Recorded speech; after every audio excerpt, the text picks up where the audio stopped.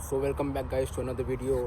सो अगर आप मेरे चैनल पे नए हैं तो फिर मैं अपने आप को इंट्रोड्यूस कर दूँ तो फिर my name is Janardan and I actually study in स्मॉलिंग state medical university Russia. आज का टॉपिक होगा कि mode of payment in Russian universities. मतलब यूनिवर्सिटीज़ में आप आ रहे हो तो फीस कैसे पे करनी है, यहाँ पे रूबल्स में करनी है, रुपीज़ में करनी है या फिर US डॉलर्स में करनी है। फिर उसी के ऊपर बात करेंगे आज। तो फिर स्टार्ट करते हैं।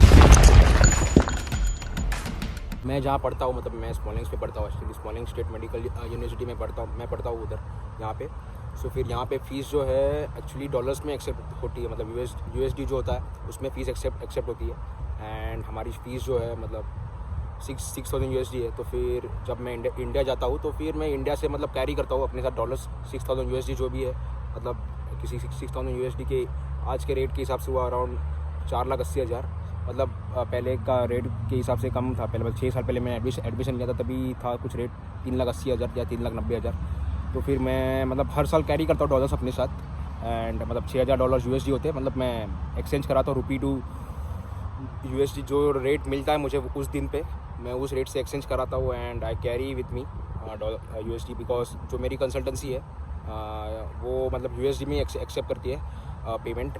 एंड यहाँ के भी फिर मैं पेमेंट कर देता हूँ। मैं जहाँ पढ़ता तो फिर यहाँ पे यूनिवर्सिटी को पे नहीं करना होता एक्चुअली। तो फिर यूनिवर्सिटी का एक्चुअली कंसल्टेंसी जो है मतलब उनका एक्चुअली कॉन्टैक्ट होता है यूनिवर्सिटी के साथ। सो मुझे मतलब कंसल्टेंसी को ही पे करना पड़ता है। 6 साल से मतलब मैं कंसल्टेंसी को ही पे करता आ रहा हूँ। तो फिर यहाँ पे मतलब ऐसा है, मतलब मोस्टली ऐसा ही होता है कि आप डायरेक्ट यूनिवर्सिटी में पेमेंट एक्सेप्ट नहीं करते आपका।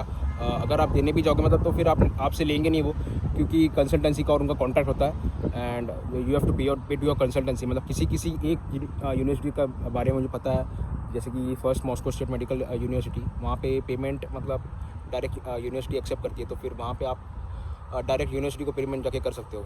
वो एक एक्सेप्शन है मुझे लगता है। और बहुत सारी यूनिवर्सिटीज़ में तो कंसल्टेंसी ही है, तो फिर आप मतलब कंसल्टेंसी को ही पे करना पड़ता है। और फिर मतलब आपको डाउट होगा कि इतना 6,000 USD मतलब 4,80,000 या 4,90,000 मतलब अभी का रेट है। 6,000 USD का रेट अभी आप कैलकुलेट करोगे तो अराउंड 4,90,000 जाएगा।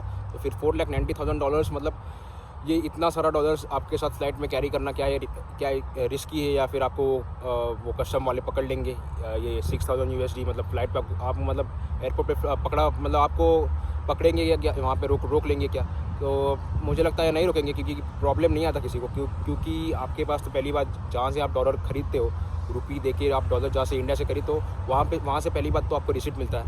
एंड आपके पास जो कंसल्टेंट यूनिवर्सिटी का जो होता है फ़ी स्ट्रक्चर भी होता है। तो सो फिर अगर आपको बाई चांस किसी ने पकड़ भी लिया सो फिर आप उनको रिसिप्ट दिखा सकते हो। एंड आपके पास फ़ी स्ट्रक्चर जो है यूनिवर्सिटी का ओरिजिनल, सो फिर आप वो दिखा के मतलब आप मतलब बाहर आ सकते हो। मतलब आपको कोई कुछ नहीं पूछेगा मुझे लगता है। मुझे तो मतलब 6 साल में कुछ प्रॉब्लम आया नहीं है कि फ़ीस डॉलर्स इतने थे मेरे पास, तो फिर मुझे किसी ने आज तक रोका नहीं है।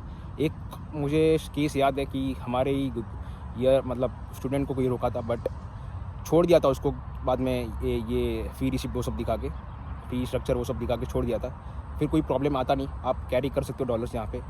सो फिर ये मैं अपने यूनिवर्सिटी का बता रहा हूँ कि हमको $6 कैरी करने पड़ते हैं फ्रॉम इंडिया एंड वी पे हियर, मतलब यहाँ पे पे करना पड़ता है इन डॉलर्स। मोस्टली ऐसा ही होता है कि आप डॉलर्स कैरी करते हो एंड यू पे हियर, मतलब मोस्टली 70% 75% ऐसा ही होता है। और जैसे मैंने बताया कि कंसल्टेंसी को आपको पे करना होगा पैसा, और जो भी डॉलर्स है आपके जितना भी अमाउंट है वो कंसल्टेंसी को पे करना होगा। एंड वो आगे आपका पेमेंट यूनिवर्सिटी को करेंगे। तो फिर ये डाउट आपका क्लियर हो गया होगा मेरे को लगता है। बहुत सारे यूनिवर्सिटीज़ ऐसे भी है, जैसे कि मुझे कज़ान का पता है, Kazan state medical university, Kazan federal भी है वहाँ पे। तो वहाँ पे फ़ीस रूबल्स में एक्सेप्ट करते हैं। मतलब स्टूडेंट्स क्या करते हैं कि रुपीज़ लेके आते हैं, रुपीज़ को रूबल्स में कन्वर्ट करते हैं या फिर डॉलर्स कैरी करते हैं अपने साथ, और डॉलर एक्सचेंज कराते हैं यहाँ रशिया आके एंड रूबल्स मिलते हैं उनको।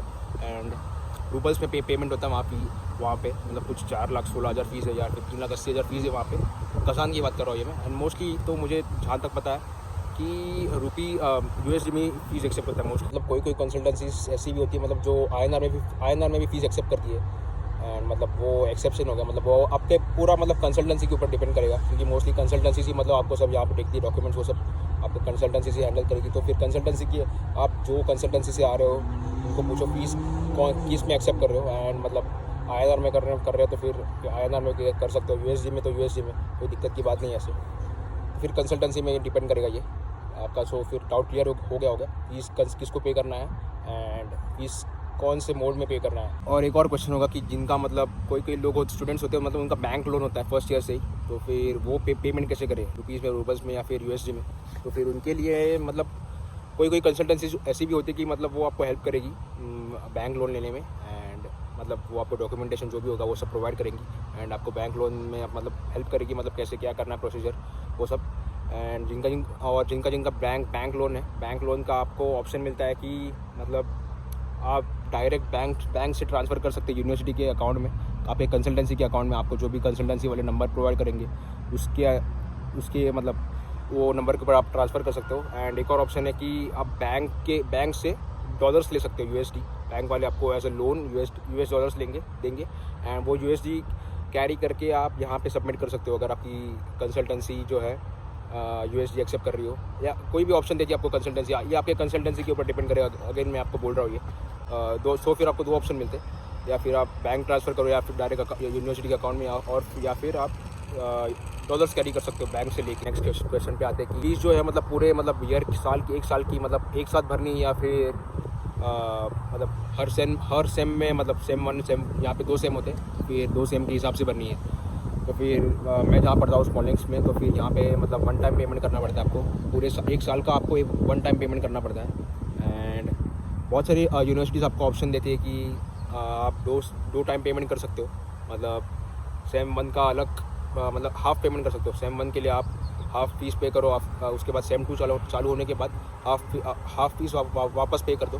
तो फिर ऐसा ऑप्शन बहुत सारी यूनिवर्सिटीज़ देती है। वो मतलब कंसल्टेंसी के ऊपर आपको डिपेंड करेगा। अगेन मैं जैसे पता है आपको, वो मतलब जो कंसल्टेंसी आपकी है वहाँ पे, तो जिससे आप करा रहे हो, उनसे आप मतलब सारा डाउट क्लियर करो एंड फिर ही मतलब एडमिशन लो।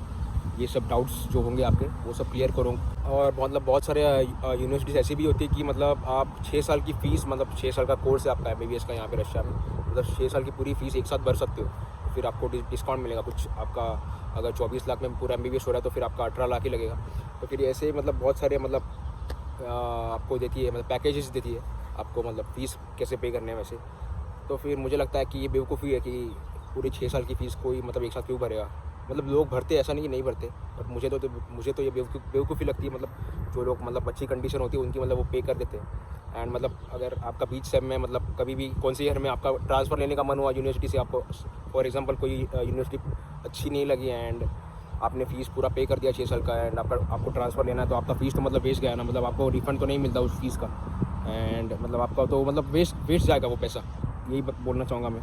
मतलब बहुत सारे लोग फिर भी करते हैं ऐसा। तो यही है कि आप सेम 1 सेम 2 की फ़ीस अलग अलग पे कर सकते हो, मतलब पूरे ईयर की फ़ीस एक साथ भर सकते हो, या फिर पूरे 6 साल की फ़ीस एक साथ भर सकते हो। ये पूरा आपके ऊपर डिपेंड करेगा, या एंड आपके ऊपर डिपेंड करेगा। एंड मेन तो मतलब आप जो कंसल्टेंसी से एडमिशन करा रहे हो उनके ऊपर डिपेंड करेगा कि वो कैसे मतलब आपका पेमेंट एक्सेप्ट कर रहे हैं। तो फिर ये इस वीडियो को मतलब मैं ज़्यादा और लंबा नहीं खींचूँगा। तो फिर आई होप मतलब आपके सारे डाउट्स क्लियर हो गए होंगे, एंड ऐसी ही वीडियो मैं आगे आपके लिए लाता रहूँगा। तो फिर अगर आपने सब्सक्राइब नहीं किया अभी तक तो फिर सब्सक्राइब कर दीजिए, and thank you so much, bye.